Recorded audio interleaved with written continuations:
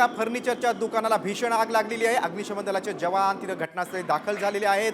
आगीवर नियंत्रण मिळवण्याचा आटोकाट जवानांचा प्रयत्न सुरू आहे। आग इतरत्र पसरू नये याची काळजी आता अग्निशमन दलाचे जवान घेत आहेत। याची दृश्य आपण बघतोय।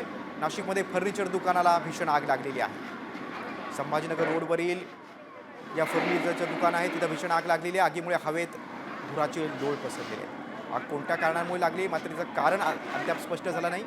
अग्निशमन दलाकडून आग विझवण्यासाठी शर्थीचे प्रयत्न सुरू आहेत। नाशिक शहरातील आपण ही दृश्य बघतोय। एका फर्निचरच्या दुकानाला भीषण आग लागलेली आहे। पाण्याचा मारा करून आग आटोक्यात आणण्यासाठी प्रयत्न करतात।